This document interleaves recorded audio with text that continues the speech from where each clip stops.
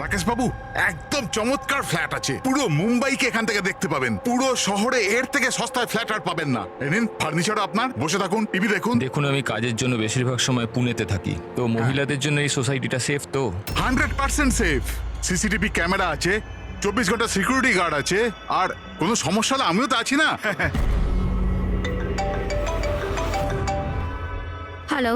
Hello Debjani, শোনো, আমি এখানে পার্লাতে এসেছি। এখানে একটা সুন্দর ফ্ল্যাট দেখেছি, তোমার পছন্দ হবে। Thank you so much Rakesh, finally আমি নরক থেকে মুক্তি পাবো। আচ্ছা শোনো না, আমিও ফ্ল্যাটটা দেখবো একটু। হ্যাঁ, অফকোর্স দেখবে। একটা কাজ করো, এক্ষুনি চলে এসো, ঠিক আছে? আচ্ছা শোনো, আলমারির মধ্যে আমি একটা ফাইল রেখেছি, ওখানে ডকুমেন্টস আছে এগ্রিমেন্টের জন্য, ওটাও নিয়ে আসবে। যদি ফ্ল্যাট পছন্দ হয় তো আজই এগ্রিমেন্ট করে নেবো। ওকে, এক মিনিট। রাকেশ, কোথায় রেখেছো ফাইল? আমি পাচ্ছি না তো। আরে ভাই, আমি তোমার জন্য একটা গোটা ফ্ল্যাট খুঁজে ফেললাম আর তুমি একটা ফাইল পাচ্ছ না? দেখতে পাচ্ছি না তো। না, কোথায় দেখছো দেবজানি? ডান দিকের আলমারির সেকেন্ড ড্রয়ারটার মধ্যে দেখো। পেয়ে গেছি। ওকে ওকে, ওই যে এগ্রিমেন্টের ফাইল, ওটা তো? পেয়েছো? চলো ঠিক আছে, ব্যাস আমি এখনই নিয়ে বেরোচ্ছি। ঠিক আছে, নিয়ে এসো। হ্যালো দেবজানি।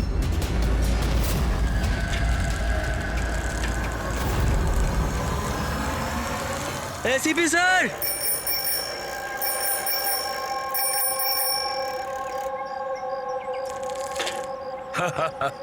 আরে জিমি, কেমন আছো বাবা? Morning sir. Good morning Jimmy.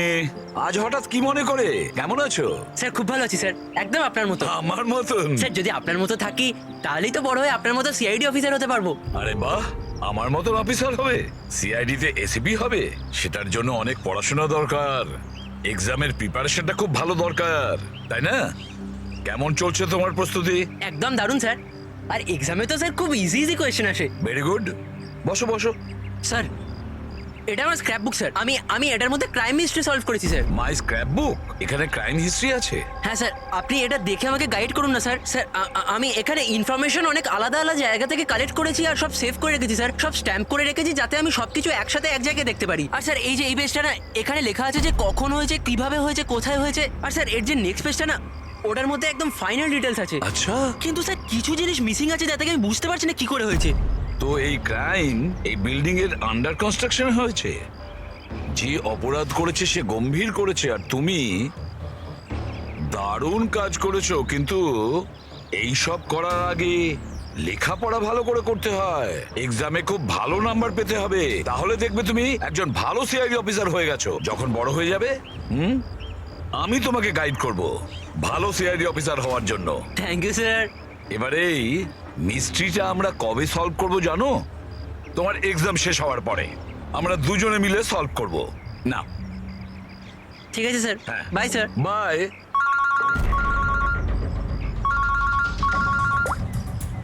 হ্যাঁ দয়া, কোথায়? আচ্ছা ঠিক আছে, আমি এখনই পৌঁছচ্ছি ওখানে। হ্যাঁ, আর রিপোর্ট নিয়ে বিউরোতে এসো। হ্যাঁ।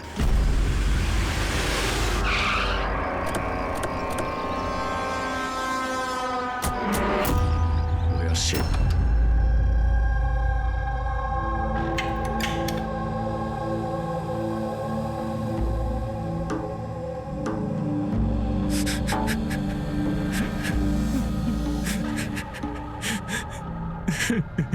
স্যার, যেই আমার বউকে খুন করে থাকুক, ওকে ছাড়বেন না। নিজেকে সামলাও, খুনি অবশ্যই ধরা পড়বে। এই সামনের ফ্ল্যাটটা কার? স্যার এটা আমার ফ্ল্যাট। আপনি স্যার আমি অভিষেক, আর এটা আমার ওয়াইফ প্রিয়া। Hi sir. আমরা এখানেই এই ফ্ল্যাটের সামনেই থাকি। 9:30টার সময় যখন এই খুন হয় তখন আপনারা কোথায় ছিলেন? স্যার আমরা এই করিডোরেই ছিলাম, আমরা ব্যাস ঘরের দিকে যাচ্ছিলাম আর জোরে চিৎকার শুনলাম। হ্যাঁ স্যার, খুব জোরে। তখন আমরা এখানেই দাঁড়িয়ে গেলাম। এখানেই ছিলেন আপনি করিডোরে? হ্যাঁ স্যার। তখন ওই সময় কি কাউকে যেতে বা আসতে দেখেছিলেন? না না, স্যার। স্যার, আমরা তো কাউকেই দেখিনি। নো।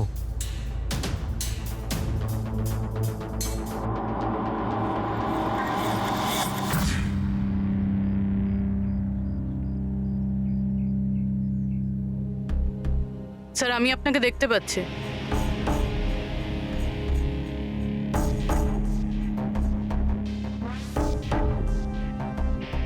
আমি আপনাকেও দেখতে পাচ্ছি।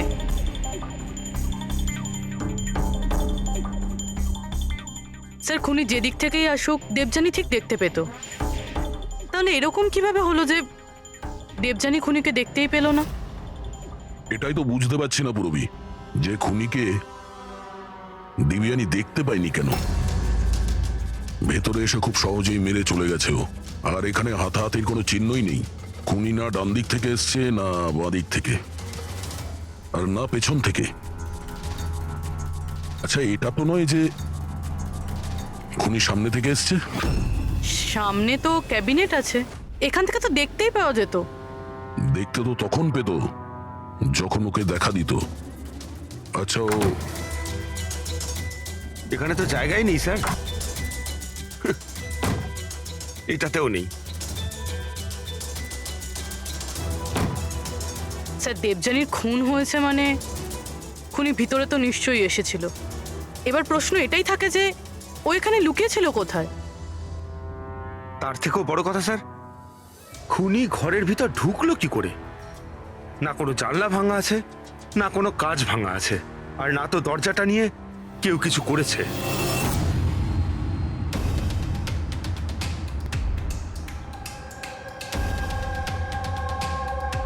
স্যার, ওই সময় আমি ডিউটিতেই ছিলাম। কখন হলো আমি জানি না স্যার। তোমার কাউকে সন্দেহ হয়? একদম নয় স্যার। স্যার, ওর সাথে তো একদিন না একদিন এটা ঘটতোই। কেন? এটা কেন বলছেন আপনি? নম্বরের ক্যারেক্টারলেস মহিলা ছিল ওর ঘরে, জানি না কত লোকের আসা যাওয়া লেগেই থাকতো। রাকেশ, এই ফ্ল্যাটের চাবি কার কার কাছে থাকে? স্যার একটা চাবি তো ঈশান বাবুর কাছে থাকে, উনি সোসাইটির চেয়ারম্যান। আর একটা চাবি সিমরানের কাছে আছে, যে দেবযানীর ছোটবেলার বন্ধু, আর ওই আমাদের ফ্ল্যাটটাকে রেনোভেট করেছিল। না বলে একমাত্র ওই আছে যে বাড়ির ভেতর ঢুকতে পারে। একটু সিমরানকে ডাকো। আমি এই সোসাইটির চেয়ারম্যান ঈশান, আর ইনি আমার স্ত্রী ভূমি। স্যার, এই মহিলার জন্য পুরো সোসাইটি বিরক্ত ছিল। স্যার ব্যভিচারের সমস্ত সীমা পার করে দিয়েছিল স্যার। না জানে ওর কতগুলো প্রেমিক ছিল। আমার তো মনে হয় স্যার নিশ্চয়ই কোনো না কোনো প্রেমিকই ওর হত্যা করেছে। এক মিনিট। আমরা শুনেছি যে উনি খুবই সাধারণ হাউস ওয়াইফ ছিলেন। স্যার, ও বিবাহিত ছিল, কিন্তু নিজের স্বামী রাকেশের সাথেও থাকতো না। এক্সকিউজ মি, আপনি প্লিজ আমার গাড়িটা পার্ক করে দেবেন? Yeah sure. Yeah.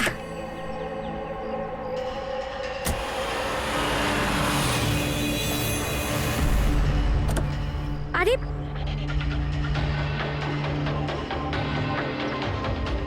Thank you. What's your name? Abhinav. কোথায় থাকেন আপনি? ব্যাস এই বিল্ডিংয়েই। Thank you so much.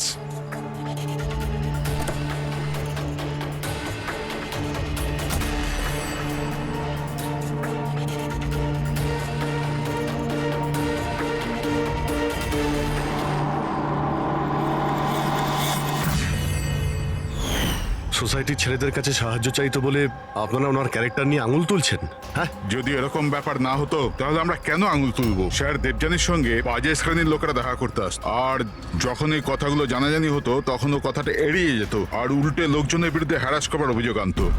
Sir Simran. Simran, এই ঘরের একটা চাবি তোমার কাছে থাকে? হ্যাঁ স্যার। স্যার, শুধু চাবিটা আমার কাছে বলে আপনি আমার সন্দেহ করছেন? দেবযানী আমার ছোটবেলার বন্ধু, আমি ওর খুন করিনি।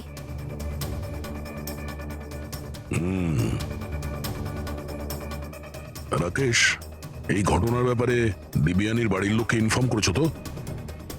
আমি ওর ছোট বোনকে ফোন করেছি স্যার, ও হয়তো আসছে। আপনি জানেন ও 10 জন লোকে লাভ কার্ড দিয়েছে। লাভ কার্ড? ওটা তো আমিও জানতাম না, যখন আমার হাজব্যান্ডকে দিল তখন আমি জানতে পারলাম। আপনাকেও? আপনি সবাইকে জিজ্ঞেস করতে পারেন স্যার। কি? একদম স্যার ঠিক। দেখুন, ওই কার্ডটা কি আমরা দেখতে পারি?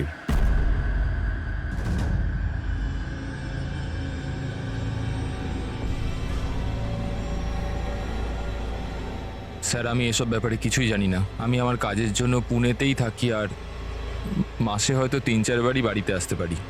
এত কিছু ঘটে গেছে রাকেশ, আর তুমি আমাদের বলছো কিছুই জানো না? এটা কিভাবে সম্ভব? না স্যার, আমি সত্যিকারেরই কিছু জানি না। কিন্তু দেবযানীকে কিছুদিন ধরেই খুব বিরক্ত লাগছিল। আসলে ও এই সোসাইটিতে থাকতে চাইছিল না। এর কারণ কি? স্যার আশপাশের লোকদেরও পছন্দ করতো না, বলতো ওরা নাকি খুব আনফ্রেন্ডলি আর রুড। এমনকি ওর ঘরটাও খুব একটা পছন্দ হতো না। ইনফ্যাক্ট ওর কথাতে আমি আজ সকালেই একটা নতুন ফ্ল্যাট বুক করেছিলাম। আমি জানতাম না যে আমার বউয়ের ক্যারেক্টারের লোক এইভাবে আঙুল তোলে। আসুন স্যার, ইনি রিয়া, দেবযানীর বোন। আসুন, বসুন।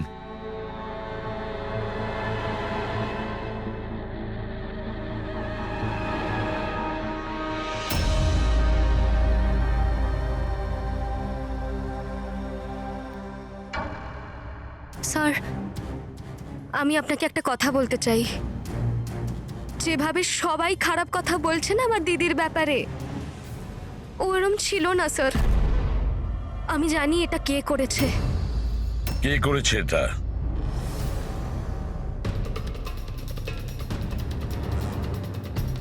স্যার আসলে বিয়ের আগে দিদির একটা বয়ফ্রেন্ড ছিল, নীলেশ নাম ছিল। দিদির ওর সাথে আশীর্বাদও হয়ে গিয়েছিল। সব ওই করেছে স্যার। আপনি এটা কেন মনে করছেন যে দিব্যানীর খুন নীলেশ করেছে? Sir he was a disgusting man. মার তো খুব অত্যাচার করতো আমার দিদির ওপর স্যার। স্যার স্যার ওর এরকম ব্যবহারের জন্যই ওর সাথে আমরা বিয়ে ভেঙে দিই। আমার সাথে সম্পর্ক ভাঙলি? হ্যাঁ, আমার সাথে সম্পর্ক আর বিয়ে অন্য কাউকে? কেন? তোর বাবার কথায় না? কি কম আছে আমার মধ্যে? কাউকে বিয়ের কথা কখনো ভাবলে না? আমি তো আমার কথা শোনো, বিশ্বাস করো। How dare you! তোমার সাহস কি করে হয় আমার দিদির উপর হাত তোলার? হ্যাঁ, আমার দিদি তোমার সাথে বিয়ে করবে না, এইটুকু কথা তোমার মাথায় ঢোকে না? না হ্যাঁ, তোকে মেরে ফেলবো, আমি প্রাণে মেরে ফেলবো, বুঝলি? আমাকে ছাড়া কখনো কাউকে বিয়ে করার কথা ভাবিস তো? কিছুদিন বাদে ও দিদিদের পাশের একটা বিল্ডিং এ শিফট হয়েছিল স্যার। ওই দিনটার পরে দিদির ফোনের হুমকির কল মেসেজ দিদির কাছে রোজ আসতো স্যার। এমনকি কিছু লোক দিদির বাড়িতে রোজ আসতো স্যার। স্যার আমি বলছি স্যার, এই সব নীলেশের কাজ স্যার। আর ওই সোসাইটির চেয়ারম্যান ঈশান স্যার, ও আমার দিদিকে বদনাম করার একটাও সুযোগ ছাড়েনি। ও এটা কেন করতে যাবে? ও ও এই জন্য, কারণ ওর নজর দিদির ওপর ভালো ছিল না স্যার। ওকে একা পেয়ে ওর সুযোগ নিতে চেয়েছিল স্যার। আর যখন এটা করতে পারলো না স্যার, তখন ওর দিদির বদনাম করতে শুরু করে দিল। নীলেশ আর ঈশান, নীলেশ ওর বিয়ে ভেঙে যাওয়ায় প্রতিশোধ নিতে চায়, আর ঈশানের মেয়েলিগোতে আঘাত লেগেছে, সেই কারণেও দিব্যানীকে বদনাম করার চেষ্টা করছে। রাকেশ, ঈশান আর নীলেশের ব্যাপারে তুমি কিছু জানো? আমাকে কেউ কখনো কিছু বলেনি,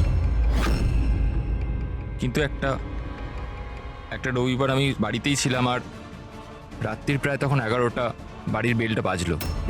যখন আমি দরজা খুললাম তো সামনে একটা লোক দাঁড়িয়ে ছিল, আমাকে দেখতেই পালিয়ে গেল ওখান থেকে। আমি ওকে আটকানোর চেষ্টা করেছিলাম কিন্তু ততক্ষণও চলে গেছে। ঠিক আছে, তোমরা এখন যেতে পারো। যদি আমাদের দরকার পড়ে তোমাদের ডেকে নেব।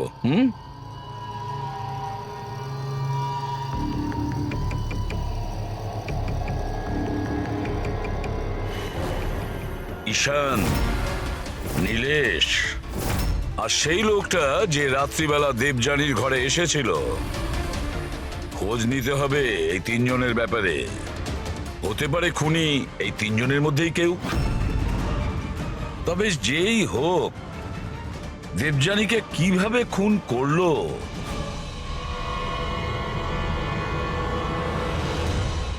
বস, দেবযানীর ওপর খুব ছুঁচলো ধারালো জিনিস দিয়ে আঘাত করা হয়েছে। যে 3টে ক্ষত আছে, এই কাঁধের ওপর, এর কারণে ওর নার্ভ কেটে গেছে। আর এই যে 2টো ক্ষত কাঁধের ওপর, অদ্ভুত ব্যাপার হচ্ছে এই যে 3টে ক্ষত আছে, এগুলো একে অপরের থেকে সমান দূরত্বে আছে। আর একটা সারপ্রাইজিং ব্যাপার, এই 3টে ক্ষতর ডেপথ একেবারে সমান, 3 ইঞ্চি। হয়তো খুনি খুন করার জন্য একই অস্ত্র ব্যবহার করেছে, আর হয়তো সমানভাবে আঘাত করেছে, তাই ক্ষতর পরিমাণ একই, 3 ইঞ্চি হতে পারে। এরকম হতে পারে, কিন্তু এখানে এই কেসটাতে নজর করবার মতো বিষয় হচ্ছে যে দেবযানীর যে ক্ষতগুলো আছে তাতে কোনো অ্যাঙ্গেল নেই। এই আঘাত পুরো ওপর থেকে করা হয়েছে, সোজা এইভাবে সোজা। আঘাতের সময় দেবযানী দাঁড়িয়েছিল, আর হিল সহ এর হাইট হবে প্রায় 5 ফিট 7 ইঞ্চি। আর ওকে এইভাবে আঘাত করার জন্যে খুনির হাইট হতে হবে কম করে 6 ফুট 2 ইঞ্চি, তবেই এরকম আঘাত হবে, না হলে নয়। দেখো সালুকে, খুনির উচ্চতা যদি 6 ফুটের বেশি হয় তাহলে ক্যাবিনেটের মধ্যে কি করে লুকিয়ে থাকবে, আর লুকিয়ে আঘাতও করতে পারবে না। আর সে যদি দেবযানীর পেছন দিক দিয়ে কেউ আসে তাহলে দেবযানী জানতে পেরে যেত, আর সে তখন নিজেকে বাঁচানোর চেষ্টা করত। এখন প্রশ্ন হলো, সে খুনটা করলো তো করলো কিভাবে? আর স্যার, যদি কোনো লোক দরজা বা জানালা দিয়ে ভিতরে ঢুকতো বা বাইরে বের হতো তাহলে কেউ না কেউ তোকে দেখতে পেত। কেউ তো দেখতেই পায়নি।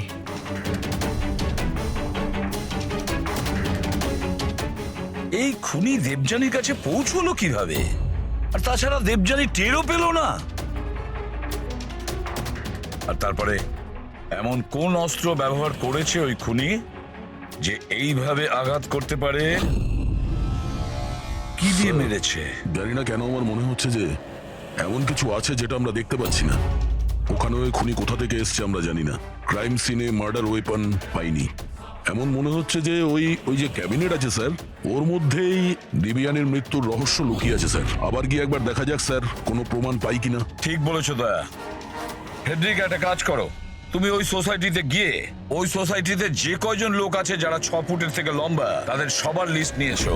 আর তাছাড়া এটাও খবর নাও যে দেবযানীর বাড়িতে রাত্রি 11টার সময় কে এসেছিল যে রাকেশকে দেখে পালিয়ে গেছে। দেবযানীর পুরো ফোন রেকর্ড চেক করো, ল্যান্ডলাইনের রেকর্ডও আর মোবাইল ফোনের রেকর্ডও। আর আমরা এই ঈশান আর নীলেশের সঙ্গে কথা বলি।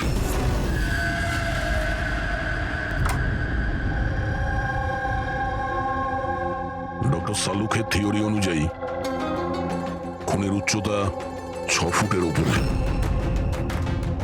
স্যার, তাহলে তো ঢুকবে কিভাবে? এটাই তো ভাবছি।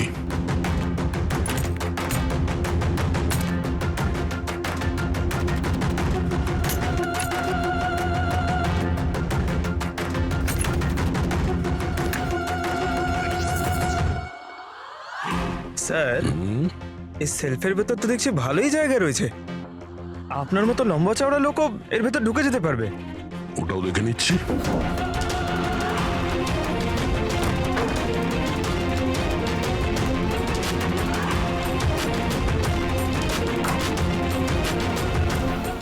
যদি এই সেলফগুলো বার করে আমার মতো লোক ওইখানে ধরে যায়, হতে পারে খুনিও এখানে ছিল। স্যার, তাহলেও তো এই প্রশ্নটাই থেকে যাচ্ছে যে দেবযানী খুনিকে দেখে ফেলতো আর চেঁচাতো। কি দেখছেন স্যার? ক্যাবিনেটের মধ্যে কোনো মেকানিজম নেই তো, যার জন্য দিবিয়ানির খুন হয়েছে, কিন্তু এরকম কিছু দেখতে পাচ্ছি না তো। স্যার, খুনি কোনো প্রমাণ ছাড়েনি। মার্ডার ওয়েপনও খুঁজে পাচ্ছি না। দিবিয়ানির খুন কি করে হলো এটাও বুঝতে পারছি না। দিবিয়ানির খুন হলো কি করে? একটা কাজ করো, এই ক্যাবিনেটের মধ্যে যতগুলো আঙুলের ছাপ আছে সব নিয়ে নাও। হতে পারে দেবযানী তার খুনিকে দেখেছিল, কিন্তু সে বেঁচে নেই যে আমাদেরকে বলবে। কে কে হতে পারে খুনি, আর দেবযানীকে মারলো কিভাবে? কিভাবে মারতে পারে? খুনি খুবই চালাক স্যার। হ্যাঁ, চালাক তো বটেই, কিন্তু কতদিন লুকিয়ে থাকবে? কতদিন? স্যার, এই 4টে লোক আছে সোসাইটিতে যাদের উচ্চতা 6 ফুট বা তার বেশি। অভিষেক, ঈশান, ওয়াচম্যান, ভূমি।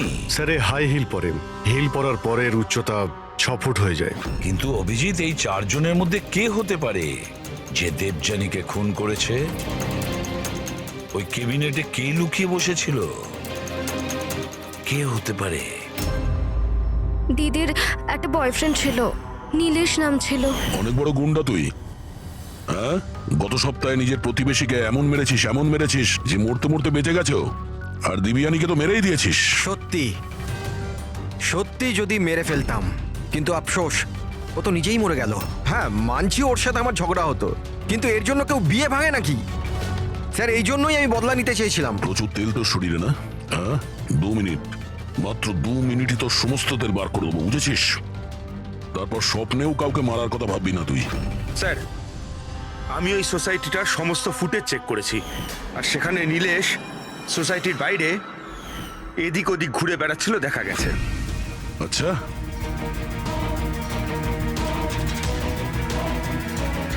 কি করতে যেতিস ওখানে? আমি শুধু দেখা করতে গিয়েছিলাম, দেখা করার চেষ্টা করতাম, কিন্তু ওর দেখা পাইনি। বুধবার সকাল 9:30টার সময় যখন দিবিয়ানির খুন হয়েছিল, কোথায় জানি ছিলি না, তুই? জানি না স্যার, আমি রাতে একটু বেশি খেয়ে ফেলেছিলাম, তাই আমার মনে আসছে না। মনে করার চেষ্টা কর, খুব ভালো করে চিন্তা কর, স্মৃতিশক্তি ফিরিয়ে নিয়ে আয়, না হলে তোর এমন হাল করব তুই নিজেকে চিনতে পারবি না, বুঝলি? ফ্রেডি চল। ঈশান, তুমি দিবিয়ানিকে সার্টিফিকেট দিচ্ছিলে, ক্যারেক্টার সার্টিফিকেট, হ্যাঁ? নিজের ব্যাপারে কি বলবে তুমি? আমি কিছু বুঝতে পারলাম না স্যার। আমরা সবকিছু বুঝে গেছি। দিবিয়ানি তোমায় পাত্তা দেয়নি, তাই ওকে বদনাম করে দিয়েছো পুরো সোসাইটিতে। সবকিছু ঠিকঠাক বল, না হলে আমি... স্যার ওই সমস্ত পুরুষের সাথেই ঘোরাফেরা করতো, তো আমি ওর সাথে কাছাকাছি হওয়ার চেষ্টা করেছিলাম, কিন্তু ও আমাকে এড়িয়ে যেত। তখন আমি ভাবলাম যে আমি এর বদলা নেব। আর বদলা নেওয়ার চক্র ওকে মেরেই দিলে? হ্যাঁ না স্যার, আমি ওকে মারিনি, আমি তো শুধু ওকে ধমকেছিলাম ভয় দেখাতে। তোমার কাছে ওর ফ্ল্যাটের চাবিও তো ছিল, হ্যাঁ?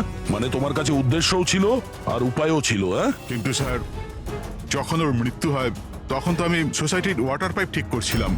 আপনি চাইলে যে কাউকে জিজ্ঞাসা করতে পারেন। আমরা জেনেই যাব।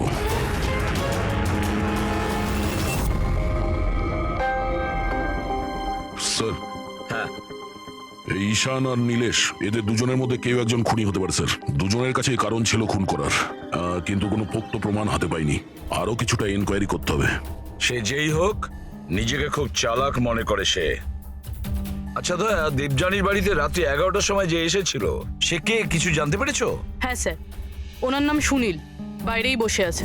স্যার, দেবযানীর সাথে আমার কথা ডেটিং সাইটে হয়েছিল। ডেটিং সাইটে? Yes sir.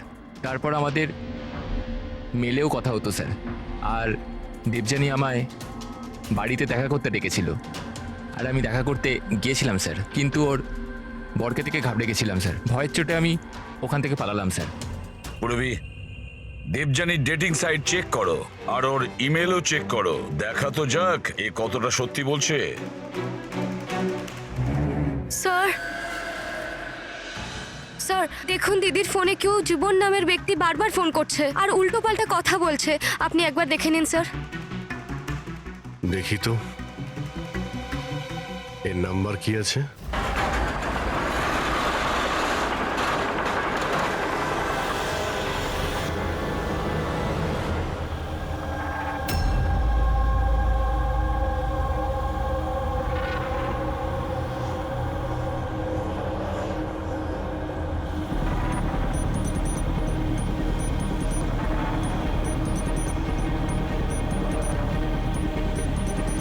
আরে ঠিক করে কাজ কর না।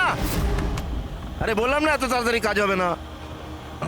তোমরা কি বিল্ডারের লোক হও আর যেই হও, বললাম তো এত তাড়াতাড়ি কাজ হবে না। সময় তো তোর শেষ হয়ে এসেছে, বুঝলি? আগে এটা বল, দিবিয়ানিকে কিভাবে জানিস তুই? দেবযানী? হ্যাঁ, কে দেবযানী? একদিন অন্তত 10 বার ফোন করতেই আর বলছিস এখন কে দিবিয়ানি? স্যার কারা আপনারা? আমরা তারাই যাকে দেখে অপরাধী কাঁপে, সিআইডি। স্যার আমি কিচ্ছু করিনি, আমি সত্যি বলছি আমি কিচ্ছু করিনি। কিচ্ছু করিসনি? দিবিয়ানির খুন করেছিস আর বলছিস কিছু করিসনি? আমি দীপিকা আলছি স্যার, আমি খুন করিনি, বিশ্বাস করুন স্যার। খুন না করলে 10 বার করে ফোন করতিস কেন? স্যার অ্যাকচুয়ালি আমি দেবজানুর নাম আর নাম্বার পেয়েছিলাম, সেই জন্য মাঝে মধ্যে ভেবেছিলাম বিরক্ত করবো, আর কিচ্ছু নয় স্যার, বিশ্বাস করুন আর কিচ্ছু নয়। কে দিয়েছে তোকে এই নম্বর? আমি সত্যম কমপ্লেক্সে কিছু কাজের জন্য গিয়েছিলাম, তো বাথরুমের দেওয়ালে ওর নাম আর ফোন নাম্বার লেখা ছিল স্যার। তো আমি ওকে ফোন করি, কিন্তু আমাকে বকতে থাকে। আমি বুঝতে পারি ও খুব ভদ্র একজন মেয়ে। স্যার আমি ওর খুন করিনি, দিব্যি কালছি স্যার, বিশ্বাস করুন আমি খুন করিনি ওর। পঙ্কজ, একটু চেক করো তো সত্যম কমপ্লেক্স।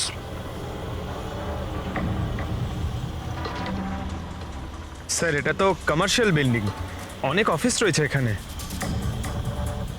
ও, নিশ্চয়ই ওখানে রোজউড সোসাইটির কেউ আছে যে সত্যম কমপ্লেক্সে কাজ করে, যে দিবিয়ানিকে একটু বেশি ঘৃণা করত।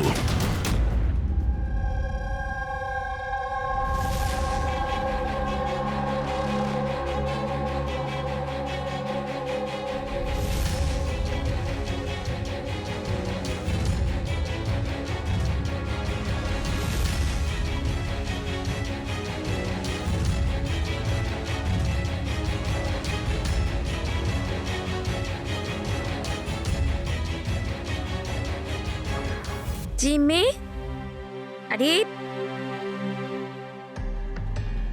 জিমি বাবা, এইসব কি করছো তুমি? সামনে তোমার পরীক্ষা আছে। দেবযানীর মার্ডার মিস্ট্রি সলভ করছি মা। কি? আগে ম্যাথের কোয়েশ্চেন পেপার তো সলভ করো। আমি কিছু বলছি তোমার। মা, প্রথম পেপারটা ফিজিক্সের, আর এই মার্ডারটা কিছুটা ফিজিক্সের লজিক কাজ করেই হয়েছে। তোমার এই লজিক না, এতে আমি বিরক্ত হয়ে গেছি। এখন এই লজিক গিয়ে তুমি এসিপি স্যারকে বোঝাবে, আর তারপর উনি আমায় ফোন করে তোমার নামে নালিশ করবেন। মা, যখন এসিপি স্যার আমার কমপ্লেন করবে না, তখন ওনার সামনেও এমনি একটু বকে দিও। হ্যাঁ, সিআইডি অফিসার হওয়ার কথা বলছো আর নিজের মাকে মিথ্যে বলার ট্রেনিং দিচ্ছ, তাই না? এখন আমি গিয়ে এসিপি স্যারকে এটা নালিশ করবো, দাঁড়া। মামা,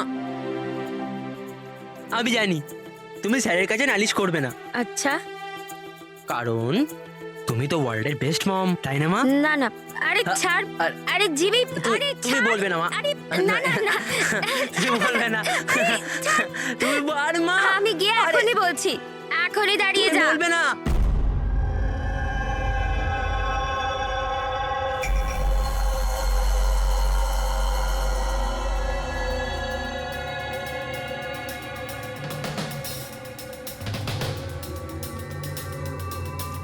স্যার, মনে হচ্ছে ও সোসাইটিরই কেউ হবে, যারা এই কমপ্লেক্সের সঙ্গে যোগাযোগ আছে।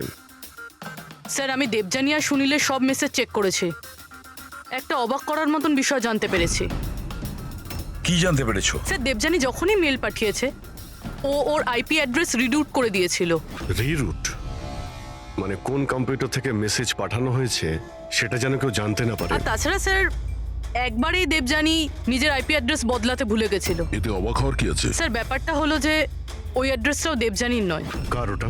দেবযানীর প্রতিবেশী পিয়ার। আর এটা আমার ওয়াইফ প্রিয়া। Hi sir. আমরা এখানেই এই ফ্ল্যাটের সামনেই থাকি। তার মানে প্রিয়া ডেটিং সাইটে দেবযানের প্রোফাইল বানায়, ওই তাহলে মেসেজগুলো পাঠাচ্ছিল। স্যার, সত্যম কমপ্লেক্সে রোজউড সোসাইটির ভূমি কাজ করে। দেবযানীর প্রতিবেশী ভূমি আর প্রিয়া। এবার দেবযানীর মৃত্যুর পেছনে সত্যিটা কি, সেটা তো ভূমি আর প্রিয়াই বলতে পারবে। এসিপি স্যার, এসিপি স্যার, আরে এসিপি স্যার, আমি খুঁজে বার করেছি। কি খুঁজে বের করেছো? এটাই যে দেবযানীর মৃত্যু কিভাবে হয়েছিল। দেবযানীর মৃত্যু কিভাবে হয়েছিল? ড্রোন দিয়ে হয়েছিল দেবযানীর মৃত্যু। ড্রোন থেকে? ইয়েস স্যার, এই দেখুন স্যার, আমার মনে হয় ওই ড্রোনটা এই জানলাটা দিয়ে ভেতরে এসেছিল, আর ওই ড্রোনটায় নাইস লাগানো ছিল, আর কিলার ড্রোনটাকে রিমোট দিয়ে কন্ট্রোল করেছে, আর ওটা দিয়ে মেরেছে ওনাকে। জিমি, যদি ড্রোন দিয়ে দেবযানীকে মারা হয়ে থাকে, তাহলে ড্রোন আসার শব্দ তো ও পেত, আর ও ড্রোন থেকে নিজেকে বাঁচানোর চেষ্টা করত, তাই তো? হ্যাঁ স্যার, এটা তো আমি ভাবিনি। হ্যাঁ, কিন্তু স্যার, এরকম হতে পারে যে ও স্পাইডারম্যানের মতন ওপরে আটকে বসেছিল, তাই উনি ওকে দেখতে পাননি, আর যখন উনি এলেন তখন ও মেরে দিল।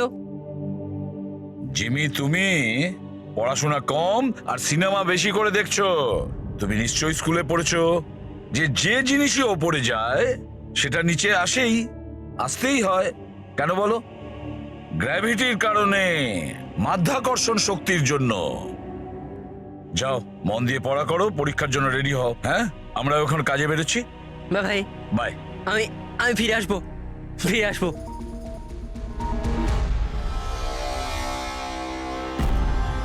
কিছু বলছেই না। সব বলবো, সব বলবো। আসুন আসুন।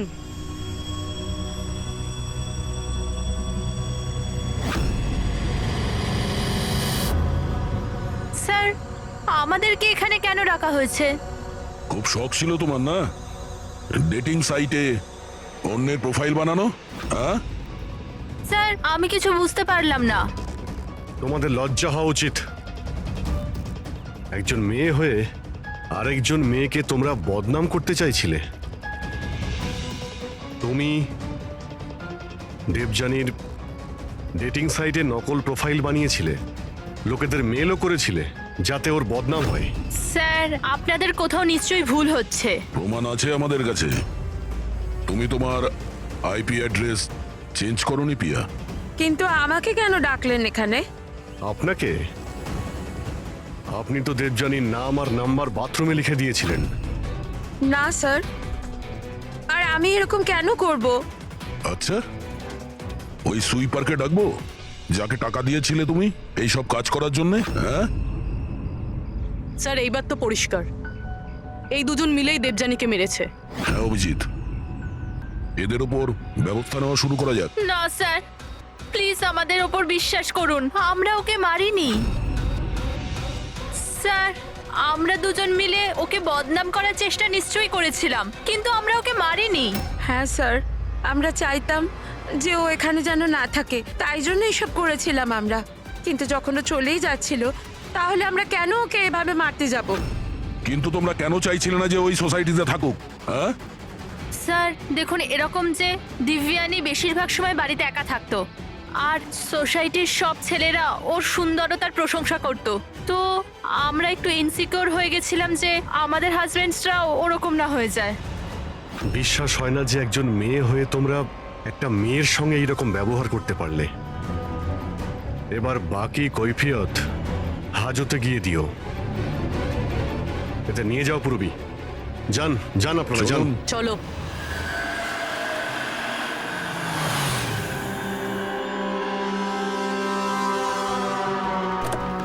হ্যাঁ স্যার, জানতে পারলেন কিছু? আমি ওই কাবার্ডটা খুব ভালো করে চেক করেছি, কিন্তু ওখানে দেবযানী আর রাকেশের আঙুলের ছাপ ছাড়া আর কারোর আঙুলের ছাপ পাইনি। আর ওই আঙুলের ছাপগুলো শুধু নবের ওপর ছিল, দরজা নবের ওপর, আর কোথাও নয়। মানে ক্যাবিনেটের মধ্যে কেউ বসেছিল না? না, এরকম তো কোনো প্রমাণ পেলাম না। এই কেসটা তো সমাধানের বদলে সমস্যায় ফেলছে আমাদের। খুনি যদি ক্যাবিনেটে না থাকে তাহলে কোথায় ছিল? আর খুনি এই খুনটা করলো কিভাবে? না জানালা দিয়ে এসেছে, না দরজা দিয়ে, আর না তো এই কাবার্ডের মধ্যে ছিল। তাহলে খুনি এলো কিভাবে? আর যদি খুনি না আসে তাহলে খুনটা হলো কিভাবে? খুন হলো কি করে? দেখো, আমি তোমাদের বলেছিলাম না দেবযানীর কাঁধের ওপর যে 3টে ক্ষত ছিল, ওগুলো একদম 90 ডিগ্রি অ্যাঙ্গেলে ছিল। মানে মানে যখন আঘাত করা হয়েছে উঁচু থেকে করা হয়েছে, ওপর থেকে।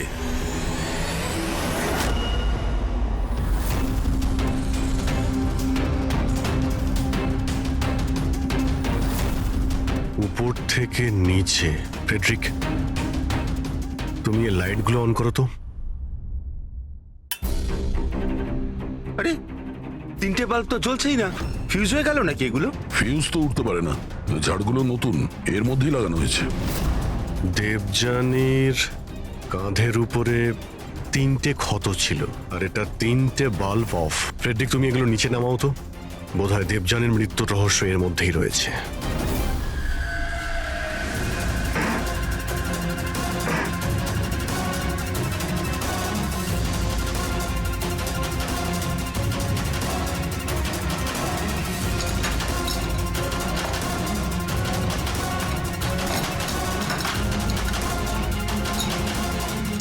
ক্যামেরা এখানে লাগিয়েছে কেন? এই হচ্ছে ওই হাতিয়ার যা দিয়ে খুন হয়েছে, রক্ত লেগে আছে এতে। আর এই দ্বিতীয়টা, আর এটা এই তারের সঙ্গে যুক্ত করে রেখেছে, আর এর সাহায্যেই এটা তীরের গতিতে নিচে নামে, দেবযানীকে মার্ডার করে, আর উপরে গিয়ে বাল্বের সঙ্গে ফিট হয়ে যায়। স্যার এটাতে সেন্সারও আছে, মনে হচ্ছে যে ওয়াইফাই দিয়ে, কোনো রিমোট দিয়ে বা অ্যাপের মাধ্যমে চালানো হচ্ছে। কেউ তো এই ক্যামেরা দিয়ে দিবিয়ানির উপর নজর রাখছিল, ওর প্রত্যেকটা চালচলনের উপর। আর যেই দিবিয়ানি এই রুমে এসছে এই ঝাড়ের নিচে, ওর অ্যাপের সাহায্যে এই হাতিয়ারকে নিচে ছেড়ে দিয়েছে, আর সেটা সোজা দিবিয়ানির গায়ে লাগে, ও মারা যায়। আর সেই জন্যেই খুনিকে আমরা না যেতে দেখেছি না আসতে, আর দেখবই বা কি করে? খুনি তো এখানে ছিলই না। ভালো টেকনিক ব্যবহার করেছে খুনি। কিন্তু এরকম করতেটা কে পারে?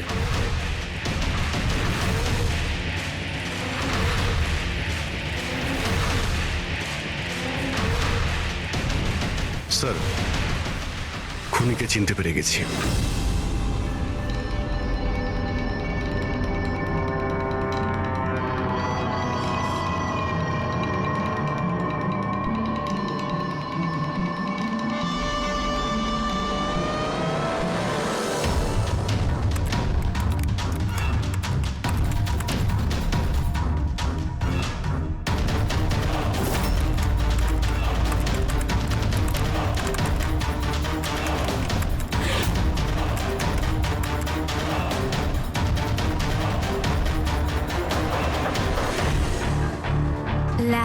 করে অন হলো? Suicide note?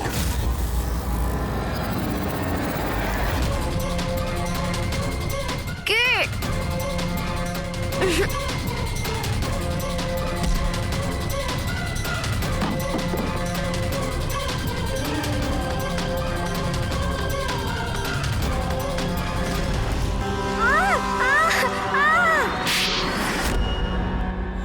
স্যার ম্যাডামের ফ্ল্যাট পছন্দ হয়েছে তো?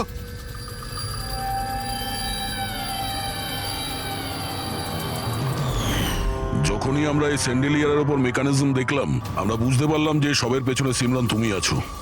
কারণ তুমি দিব্যানীর ঘরের রিনোভেশন করেছিলে কয়েকদিন আগে। আমি যা কিছু করেছি সব রাকেশের কথাই করেছি, কিন্তু ও এতটাই খারাপ মানুষ যে ও আমাকেও মারার চেষ্টা করেছে, যাতে ওর রাস্তা পরিষ্কার হয়ে যায়। কিন্তু তুমি এটা কেন করলে? দেবযানী আমার বন্ধু ছিল ঠিকই, কিন্তু আমি ওকে ছোটবেলা থেকেই অপছন্দ করতাম। কারণ ওর ভালো মানুষের জন্য সবাই ওকে আমার থেকে বেশি অ্যাপ্রিসিয়েট করতো। আমার খুব হিংসে হতো। আর এই রাকেশ আমায় উৎসাহ দিল আর ওকে মারার প্ল্যান বানালো, যেটাতে আমি ছিলাম না। কিন্তু হ্যাঁ, ওর সঙ্গ নিশ্চয়ই দিয়েছে। ডান দিকের আলমারির সেকেন্ড ড্রয়ারটার মধ্যে দেখো। তুমি ইচ্ছে করে ওকে ফাইল আনতে বলেছিলে, এইভাবে ও ঝাড়বাতির সামনে আসে আর অ্যাপের মাধ্যমে তুমি ওকে খুন করে দিলে। আর কি করতাম স্যার? ওই মহিলার সাথে সারা জীবন থাকতাম? জানি না কতজনের সাথে। স্যার ওর ক্যারেক্টার ঠিক ছিল না। বিয়ের পরে ওর 10খানা অ্যাফেয়ার ছিল। আমি তো ছাড়তেই চেয়েছিলাম, কিন্তু ফ্যামিলির প্রেশারের জন্য সেটাও করতে পারছিলাম না। এভাবে কি করে ও আমার জীবনটা বরবাদ করে দেবে? মেয়েদের কোনো শাস্তিও হয় না। স্যার আমি ওর থেকে মুক্তি চেয়েছিলাম, সেই জন্য আমি ওর মৃত্যুকেই নিজের রাস্তা বানালাম আর সিমরানের ছোটবেলার হিংসাকেও কাজে লাগালাম। শুধু একটা সন্দেহের কারণে তুমি ওকে মেরে দিলে? স্যার সন্দেহ ছিল না, আমি জানতাম। শুধু 1-2 নয়, পুরো সোসাইটি ওর কাণ্ডকলাপ আলোচনা করতো। আর আমি নিজেও যখন আমি বাড়িতে থাকতাম, তখন রাতের বেলা জানি না অচেনা ছেলেরা ওর সাথে দেখা করতে আসতো। এরকম মহিলার সাথে কেউ কি করে থাকবে স্যার? এটা তুমি কি করেছো রাকেশ? নিজের সহজ সরল স্ত্রী দেবযানীকে সন্দেহ করে ওর প্রাণ নিয়ে নিলে। জীবনের যেটুকু সুখ বাকি ছিল সেটাও তুমি নিয়ে নিলে। এবার তোমরা দুজন জেলের গড়াদের পিছনে পৌঁছতে থাকবে। আইন তোমাদের কঠোরতম শাস্তি দেবে।